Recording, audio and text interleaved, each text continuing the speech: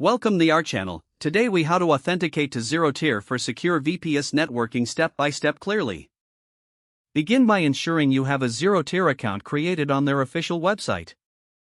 Next, log in to your ZeroTier account using your credentials. Once logged in, navigate to the Networks tab on your dashboard. Here, click on the Create a Network button to set up a new ZeroTier network.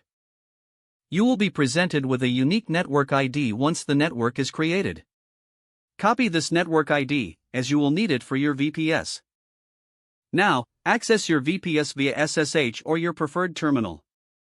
Ensure you have the ZeroTier package installed on your VPS. If ZeroTier is not installed, use the appropriate package manager for your server's operating system to install it. For Ubuntu or Debian-based systems, run the command sudo apt install ZeroTier 1. For CentOS or other RHEL-based systems, the command is sudo yum install ZeroTier 1. Once installed, start the ZeroTier service with the command sudo system start ZeroTier 1. Next, join your newly created ZeroTier network using the command sudo ZeroTier CLI join your _network _ID. Replace your _network _ID with the actual network ID you copied earlier. To confirm that your VPS has connected to the network, run sudo ZeroTier CLI info.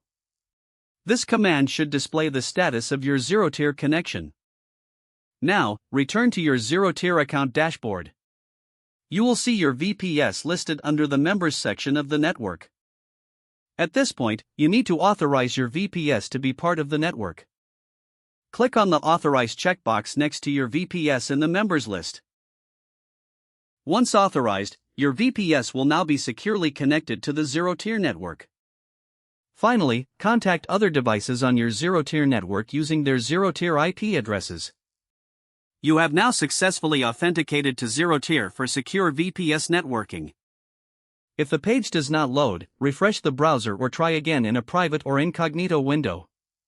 Make sure you are using the correct email address, then retype it carefully to avoid small typos. If your password is not accepted, use the reset option and create a new strong password you can remember. Check your spam folder for verification or security emails, then complete any requested confirmation steps. Enable two-factor authentication if available to improve account security and reduce unauthorized access risk. Don't forget to like this video and subscribe to our channel for more step-by-step tech guides.